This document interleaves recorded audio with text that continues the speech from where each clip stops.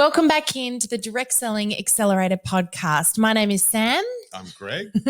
And we're not going to lie, this is the second time we're recording this. The third, actually, that we've done this bit. We have. We had a little bit of fun, and we've actually recorded this episode twice now. And so you guys are going to get the third effort, the best effort. This is going to be way more fun than the first two times we did this. So, guys, we're going to jump in today, and Greg and I want to talk about some of our frequently asked questions. We got some stuff that comes up in our Accelerator membership group a lot, also when we're doing our webinars, and we collectively came together and thought about what are some of the things we get asked a lot that we could talk to all of you about, and we thought that some of these might be rattling around in your heads as well. So before we do that, Sam, are you going to love my answer to the first question as much this time as last time? I don't know what the first question was.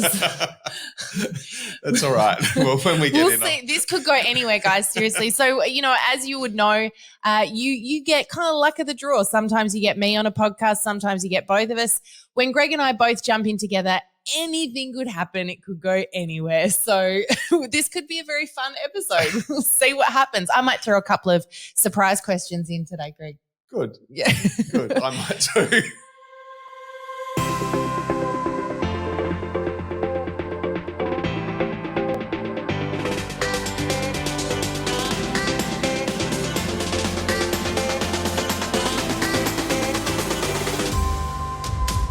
All right, so let's get started and jump on into our 5 most frequently asked questions. All right, so let's start with number 1, Greg. Do you want to read that one out? I want you to because I've got the answer. Oh, well, this was one of my questions. All right, this could be fun. All right, so the first question I get asked a lot from people is, should I be using a group, my personal profile, or a business page to promote my direct selling business? What's your answer, Greg? The answer is yes. That's right. I did forget about that. Like I said, we've recorded this twice already. This isn't new to us. Okay, so Greg's right. The answer is yes.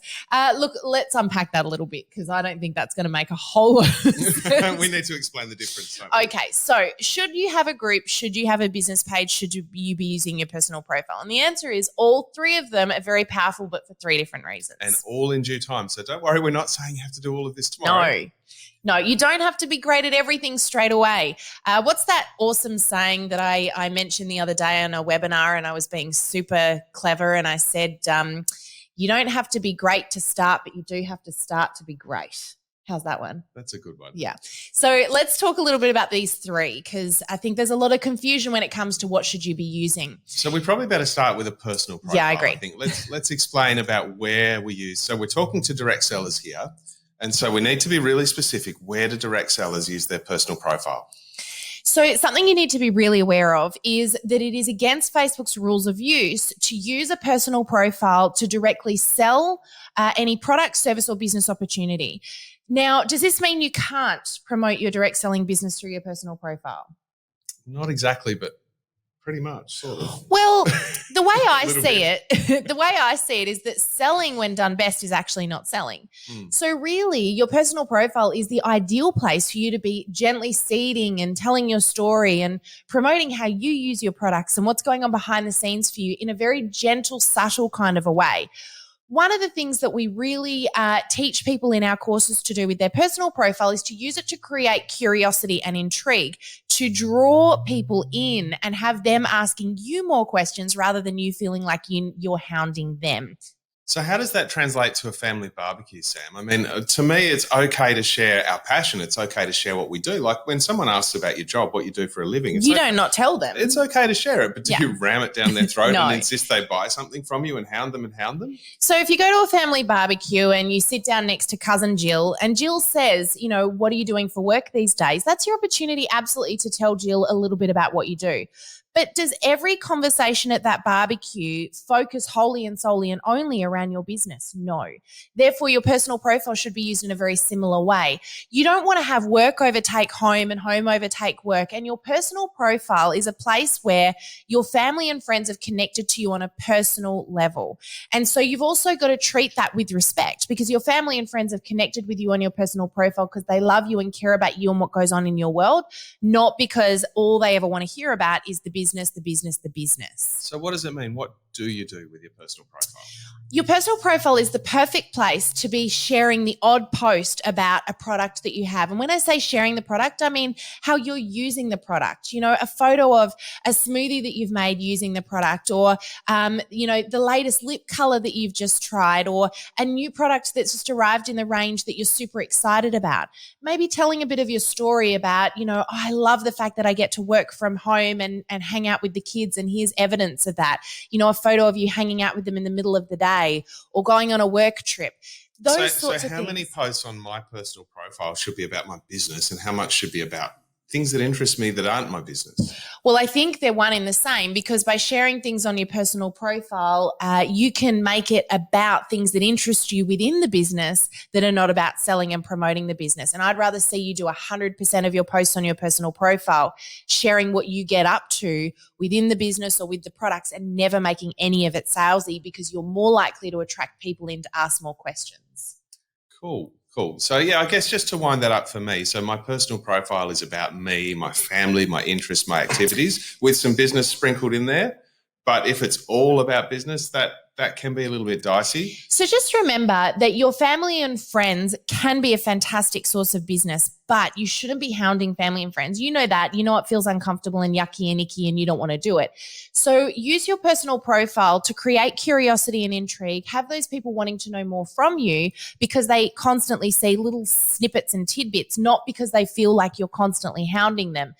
When it comes to a business page, that is where you can do your business posting. Your business page on Facebook is all about business. Now, Sam, have you ever heard about a business page being deleted because it was promotional?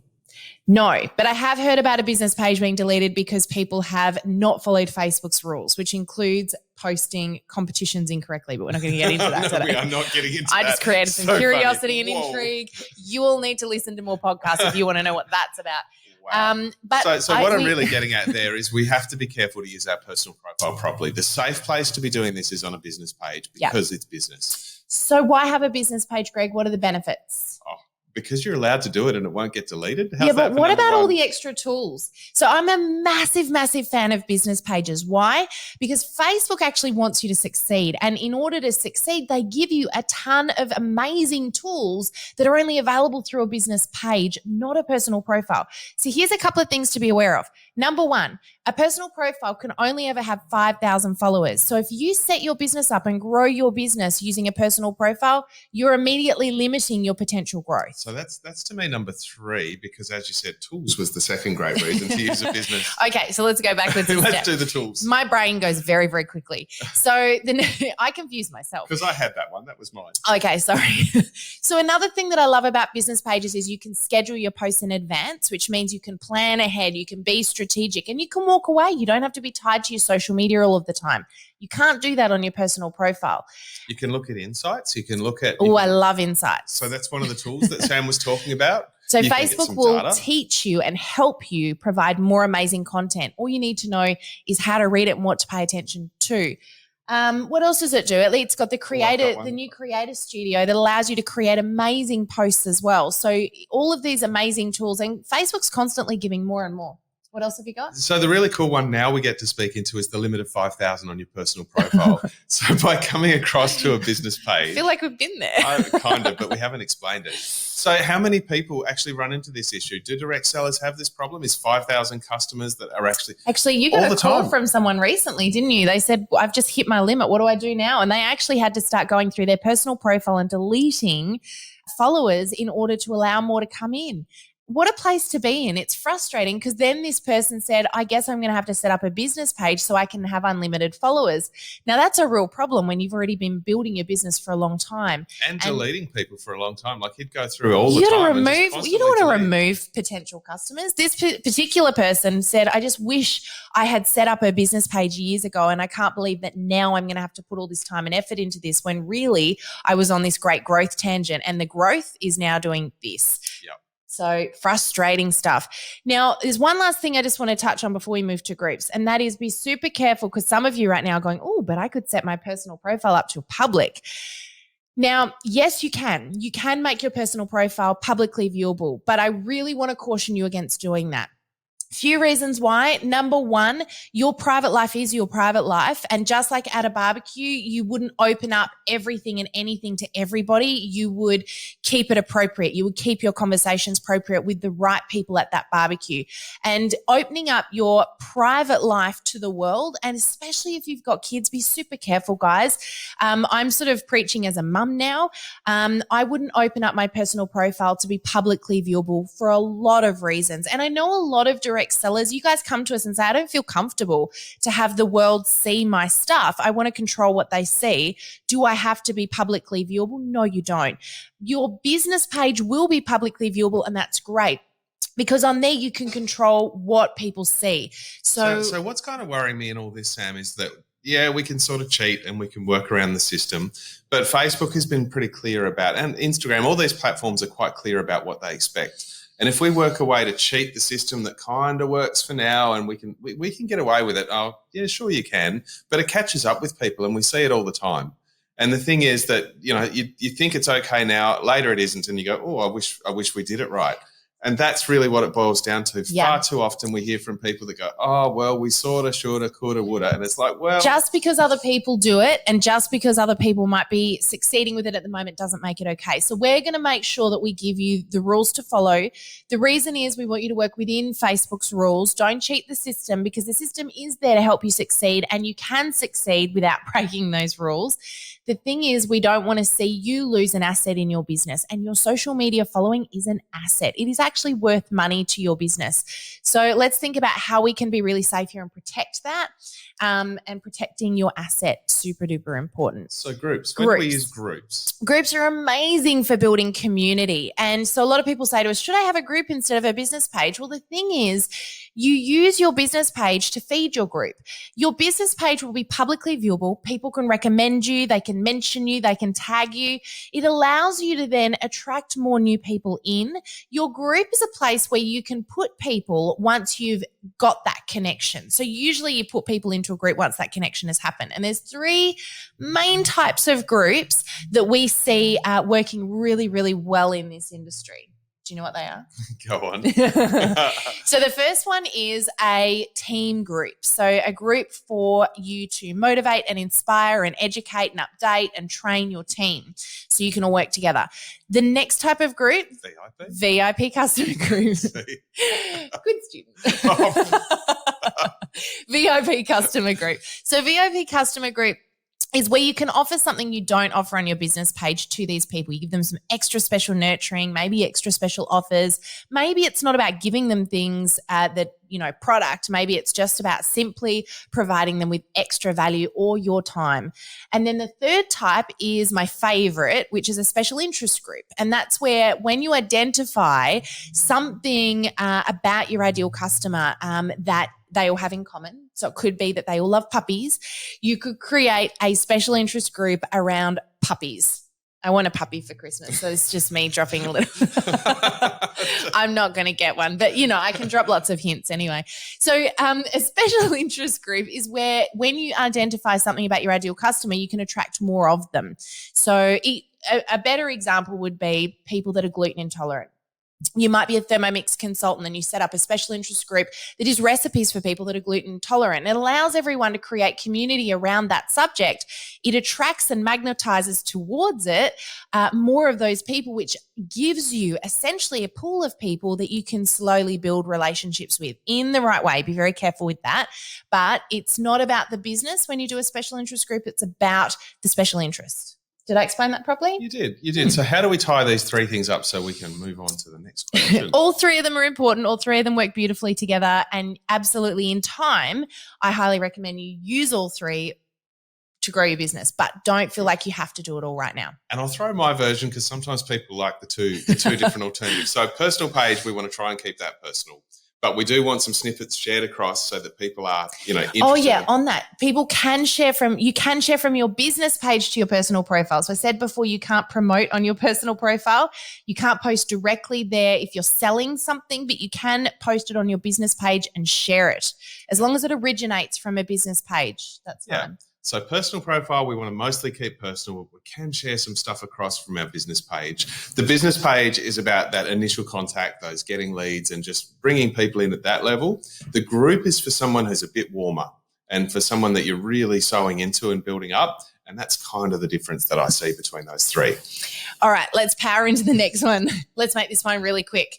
How do I reach more people? I know that's kind of so funny saying that because we're never quick. We come in and we go, let's make this a 20-minute podcast. And I guarantee every time we say that, it'll be 40 minutes. I just want to start off. I think it's a terrible question.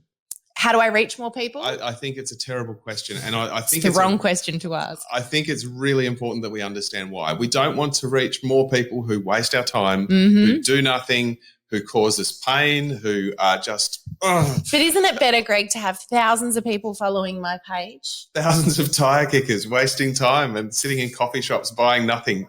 No. So we would rather see you have 100 people that love everything you do, that are going to buy from you following your page, that bring you joy in your business, than having 1,000 people that are never going to buy from you and you never get engagement or interaction from them.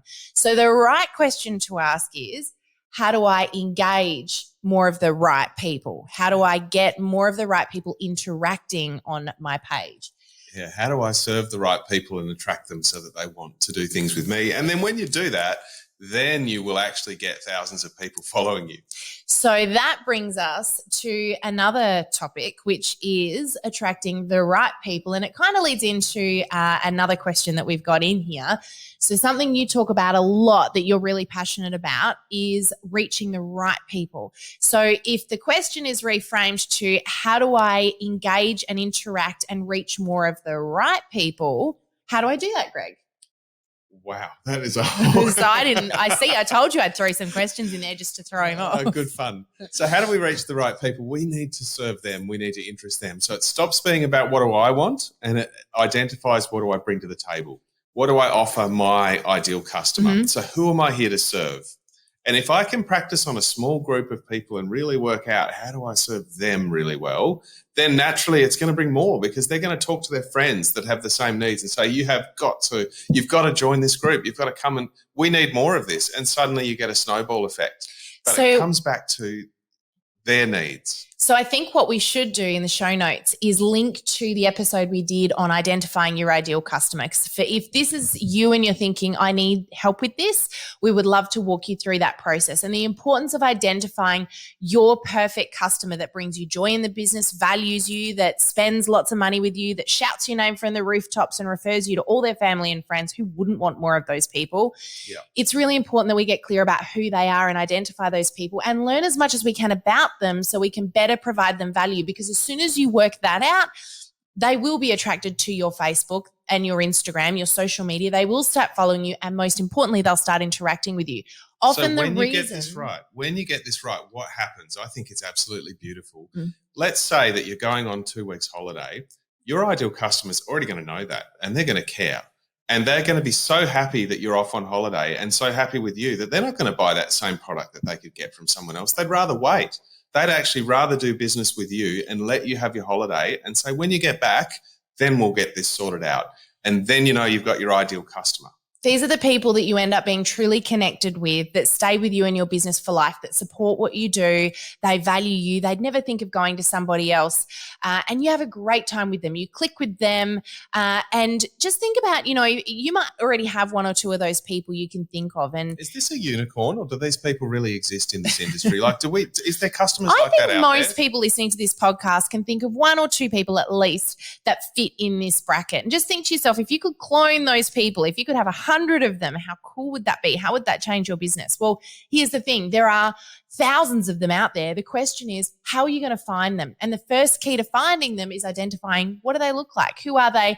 And how do I provide them value? Because when you aren't getting interaction on your Facebook and your Instagram, it's usually because you haven't worked out yet who those people are and how to connect and interact with them. It's often likely that you're already doing it face to face and person to person. It's just that you haven't translated that necessarily onto social media. The reason we often don't do that is because, and we'll lead into this question here, what if I have multiple ideal customers? And this is the big problem. This is why a lot of us haven't cracked this, because We want to know, I want to please everybody. How do I please everyone? Sometimes we have this ideal customer discussion and I'm chatting away to somebody and I'm like, so what you're saying is your ideal customer is anybody with a pulse. It's like, all right. So we've been there, done this, right? Yeah. We speak from experience. Now, here's the trap.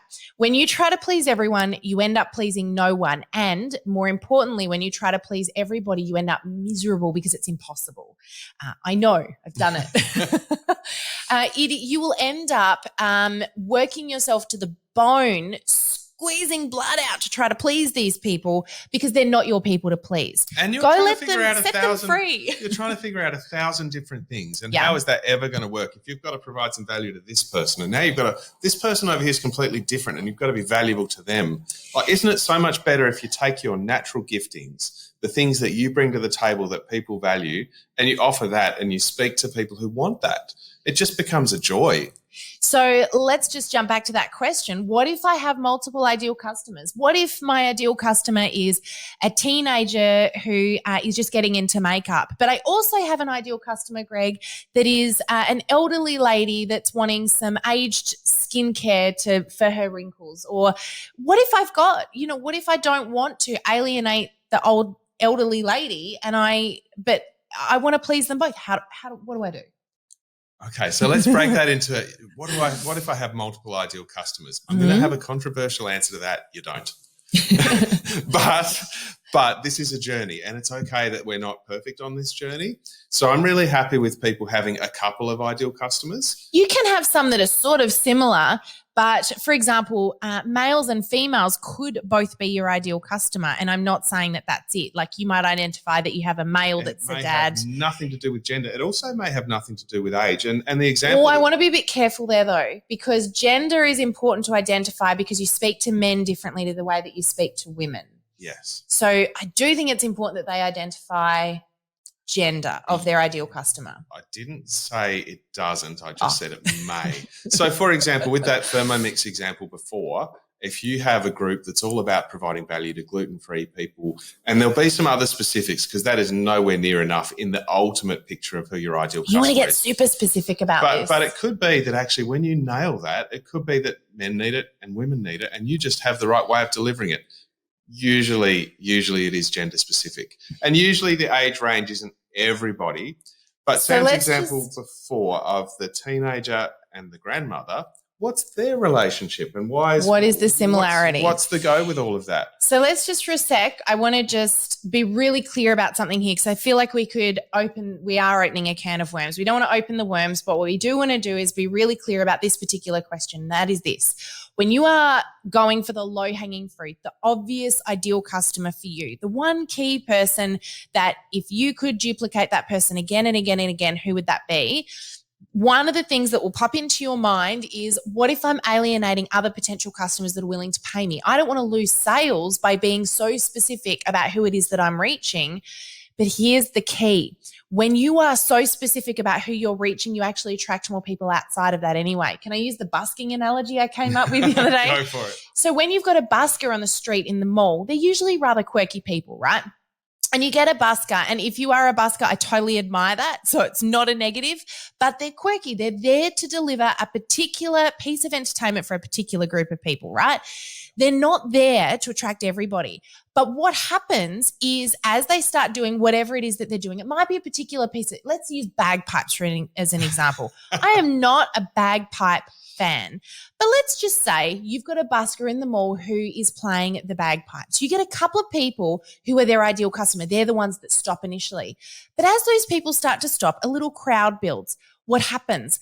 Other people that don't love bagpipes see a crowd and think, I'm just going to check out what this is all about because people are gathering, so there must be a reason for it. And they start to grow a crowd. That crowd is not filled with only their ideal customers, but it began with their ideal customers. And the other people start also following in and coming in as well. Does that work? No. Oh, no, I don't like it. You asked me straight out. Oops, I'll answer it. No, so that it does happen, and you will have business fall on your lap. And so we're not saying that you should turn that business down. What we're saying is that you do need to focus on serving that ideal customer, and you have to be careful not to be distracted. So there will be opportunities to do things over here and over there. And so I'm going to clarify something here. The busker is only ever trying to please their ideal customer. It doesn't mean that they're not attracting other potential customers that will throw money into the bucket. It means that they're not focusing on the other people. So what we want you guys to be doing is focusing on that ideal customer. You will naturally start to attract some people outside of that are also willing to pay you, but keep your attention focused on your ideal customer. Yeah, right? Good. And just to go back to our question, which is what if we have multiple ideal customers? So you had my cute answer first off, which said you don't. But I'll be a little more fair than that. So because that's a fairly advanced thing to really narrow it down, and it's hard to do, guys. It's not easy to do this process. It's quite cool that it runs over time because it just gets better and better. It's not like, oh, you fail and fail and fail. It's like, no, life just gets better and better the more you refine your purpose, your ideal customer. If you have two and that's what gets you going, okay, we'll accept that. If you've got 3 or 4, then you're pushing it. You know, we're not here to splatter gun out a whole, because then how do you serve these people? You've got 4 different things. You end up becoming so distracted by all of the ideal customers that you're trying to please. Instead of just getting clear, just get your stuff out there, focus on one group of people. You can add another one in later if you want. Focus on the low-hanging fruit first. It's a big enough job to give value to one group of people rather than creating 4 different lots of value all at once and keeping them all up to date. Wow. All right, next question. Should I boost my post, Greg? No. Hey, that's not the answer. Okay, so let me. It is the answer, isn't it? I'll unpack this a little bit for you. If you're asking, should I boost my posts, usually the reason you're asking that is because you're not getting the interaction from people on your page right now. Here's the thing to keep in mind. You can pay Facebook to deliver your posts to more people. You can't pay people to click on it. So if you are not getting engagement on your page right now, paying for it is not going to change anything. It's just going to mean that it's now costing you money to also get the same result. So can I change my answer? Because I felt like I was a bit of a Grinch. No. Okay, no, so now it's not a straight out no. It's not necessarily yet. So let's try the answer of yes. So yes, you should boost your post if you have a business plan, if you have organic reach, if you're already highly successful with what you're doing, then yes. No, there's one more thing. What else? If you've done some learning around how to boost effectively. That was part of my business plan. Okay. Well, I don't think that's business plan so much as learning. I don't ever encourage anyone to jump out there and run ads or boosts, and we better explain the difference between those two in just a sec, without doing any learning. Now, you don't have to do that with us. Of course, we'd love it if you did, but the point is there are so many places you could learn about boosting and running adverts. It's a very, very successful form of paid marketing, but it can also be a very easy place to lose a lot of money very quickly. Yeah. And you think your spouse is business. unpredictable. You should try Facebook ads. Where did that come from? It's true. Oh, wow. So boosting posts versus advertising. I just want to clarify the difference between the two very quickly because I think there's a lot of confusion there. They are different. Running a boost, and Facebook's very good at prompting you to do this, I'm fully aware, but don't fall into the temptation if you're not ready to do it and it's not the right time. Boosting a post is when you've put a post on your feed and you then pay a little bit of money to push that post out to more people. Boosting is kind of like the basic version of advertising. Facebook created it for everyday people to use because the ad manager, which is where you run adverts, is a little bit more on the complex and confusing side of things. It takes a little bit more to get your head around. So powerful, but can complicated. Be. Complicated. And can also be a really great way to lose a lot of time and a lot of money because it's a huge distraction when you start going down that path. Not to say it can't be really valuable, but you want to be really specific and strategic about what you're doing. An advert is when you go into the back end, the ad manager, which is a separate program, if you like, to Facebook itself. It's connected, but it's in the back end in the ad manager. You run what we call a dark post. So an ad is when you say to Facebook, here's the post I want you to create. I want you to put this on the news feeds of these people. And you can select many amazingly cool audience types. We won't get into that today to deliver that particular post to people. It could be people that have already connected with you in some way, shape or form. So you could say anyone that's clicked on this post, I want you to deliver this one to those people. But the thing about an ad is it doesn't go on your main news feed. It floats around there in Facebook cyberspace and randomly appears on the news feeds of the people that you've paid Facebook to target. So all of that sounds really complicated, and it is. So basically what I would say is 98, 99, 99 point something % of people should not be running ads. Most of the people that sorry. In this industry, indirect selling, to be clear. Which is all we're talking to. You shouldn't. So most people shouldn't be boosting posts or running ads, but there comes a point when you have a business case and it's totally different in that case. But as Sam said, you've got to have your learning, you've got to have your ducks lined up, you've got to have the numbers actually support it, and then it's really powerful. But for most people, you've got to get results organically first. You've got to have your ideal customer lining up. You've got to have a fantastic business. And at that point, then you can make it even better with these tools. So I'm going to agree and disagree with you a little bit. I don't necessarily think that most people shouldn't be running ads or boosts, but what I do think is what you said is totally right, and that is that absolutely you need to get the organic reach first. So organic means the free. So if you're getting interaction without paying any money, it could be a good time for you to look into doing a couple of boosts or running a couple of ads to increase that. But if you're not getting it for free, paying for it is not going to increase or change the result. It's just going to mean it's now costing you money to get the same result. Cool. Two different ways of saying the same thing. Okay. I love it.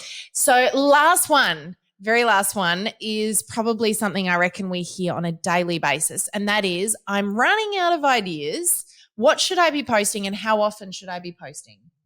And usually that indicates to me that the person is feeling swamped because they just don't know what to do. And it's not so, it's like, oh, this is so hard. It's just not flowing. So that's what that question to me is all about. So what should they do? So I want to be really clear that consistency is super key to success on social media. So it is important that you are posting frequently, but I would hate to see you posting for the sake of it and not being strategic about it. So the first key here that I would say to anybody is have an objective. What's the one or two things that you most want to achieve with your social media? And it could be different for all of you, but most of you, it's going to be that you want leads and sales. Is that fair to say? Yeah. My objective would be, for most people, you want to generate leads of your ideal customer. And I wouldn't be even starting off on day one about creating sales. That's the longer term part of the objective. So my post right now for most people would generally be about getting quality leads today of ideal customers who will soon become actual spending buyers. So then the thing that I would get you to do after you identify the objective, so let's just say it's to get leads of your ideal customers, how do you then break that back into a strategy? So what am I going to do to get those leads? And I would encourage you to create some post categories that will help you with that. And when you get a chance, sit down and have a little bit of a creative brainstorm. I really encourage you to do this away from your normal working zone because it requires you to get into a different part of your brain. You've got your strategic, logical side and your creative side.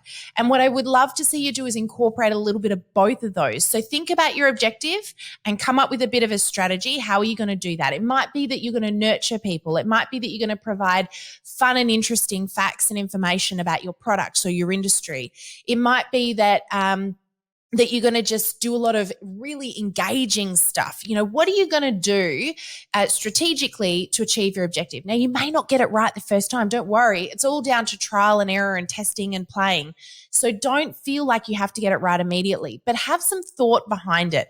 So come up with a little bit of a strategy. Then once you've done that, I recommend you get away from your normal work zone and you take yourself into a creative space. For me, it's as simple as getting away from the desk where I'm sitting right now and going over to my window over to my left here, and I open the window up, I sit on a stool and I get out a bit of paper and I'll jot down some creative ideas to help me with that strategy. So it might be I'm going to do and come up with some little categories, like some behind the scenes posts, some engaging questions you could ask, fun questions you could ask, and jot down a bunch of fun questions. It might be how I use my product. It might be a story about how I started the business. You might break that down into 10 different little posts. It could be a customer testimonial. Be careful with that if you're in the health industry. Make sure it's compliant. What else? Loads of stuff. Videos, lives. Use little boomerangs, but get a little bit creative.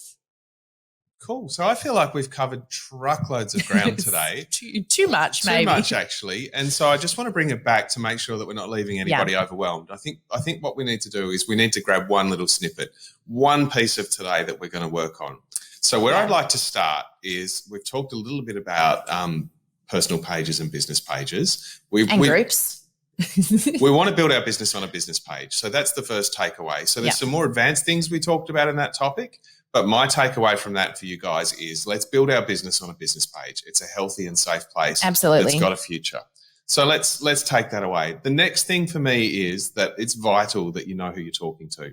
And if you're talking to everybody, you really are talking to nobody, and you're almost certainly never going to get any traction. Why don't we give these guys as well the link, maybe in the show notes, to our downloadable worksheet on how to identify your ideal customer. It's a little bit of just a helping walkthrough. It'll help get you to ask some of those questions that will get you thinking about who they are and what they look like. So to help you with that, if that's an area that you're thinking I definitely need help, we'll chuck that in the notes, and we'll also link you to the episode where we unpack that a little bit further as well. And that's a really cool episode because Greg was on it, so it was really helps. Cool. Yeah. The cheat sheet is one way to do it, and on the episode we talk about some other ways. So there's actually lots of ways to do this. The key takeaway for me is that you need to work out who you're talking to. So if you don't have any understanding on who you're trying to reach, that's going to be really difficult. Mm-hmm. Then once you've actually got an idea of who you're talking to, then we can look at posting strategies, how it is that we talk to them. So for me, I just want to take away from this today, let's please use business pages. Let's build our business on a business page. Let's understand that our ideal customer really matters. Who are we here to serve? What are our gifts going to be used for? What do we give them? Once we've got that, then we can work out, okay, how do we actually get into the nitty-gritty, which is the posting and the different methods of how we do that. So for me, it's just taking it back to those few basic things and working out which point we maybe need to revisit or which point of this process we're stuck in. Because I think for me, that sort of captures, if we take all that stuff we talked about today, which if we left it there could be a bit overwhelming, if we bring it back to just those few key things, I think that helps tie it all together. Good. I like it. Well done. I just want to finish off on one note. There's something I noticed the other day while we do a lot of coaching with people one-on-one in our Accelerator membership as well. And I noticed something that I thought was a little bit funny. We're here as social media coaches, right? We teach you guys how to do social media, but I reckon we spend 90% of our time talking about things like your passion, your ideal customer, providing value, helping you, work out what your purpose is, how to love on your ideal people. We don't get to the social media until way down the track, because really it comes back to who are you here to serve? What do you love? What are you passionate about? Why do you do what you do? And how do you communicate that message across to those people that you serve? And social media is just a tool, a vehicle we use to do that. There's some ways to do it effectively, but the technical side of things is actually only a tiny portion of the journey and being successful. So I want to encourage you, some of these things that we've talked about today are actually some of the most powerful things you can do. Forget the tech. Forget the having to be great at the posting and the design and the creativity and all of that stuff. Nail these few things. Get really clear on who you're reaching. Get clear on what your passion and your core purpose is. And I can promise you so much stuff will just fall into place. It's so much more fun. You will have so much more joy in your business when you're clear on those things. But I think we've talked about enough today. We've overwhelmed a few people, but get back and check out some of the other episodes that we've done, particularly the one on ideal customer or avatar. I can't remember what we called that one, but we'll pop it in the show notes. I've got a feeling that's one we're going to come back to. We come back to I reckon that again we will and again. too. I think we'll do an updated episode on that. And if you are in our Accelerator membership, we did do a big unpack of that, a really amazing training that went over a couple of weeks. So if you haven't checked that one out and you are in Accelerator membership, please go back and re-listen to that one, because we had so many people in there had huge aha moments and have absolutely had Doesn't it make it hard amazing seeing when that results happens? That's since just the those best. episodes. We saw some people totally revolutionize their business over those episodes. So get in and check those ones out. I think we better leave them with it. Great. Good fun. They've had Thank enough you. from us today. Thank you so much for joining us today, guys. And we look forward to seeing you again on the podcast again next week. But have a really great week. Look after yourselves. Yeah. And God bless. any final parting words from you? That was it. No. Thanks so much, guys. Great to have you all on today. We look forward to seeing you on again next week. Have a great week. Bye for now. Bye-bye.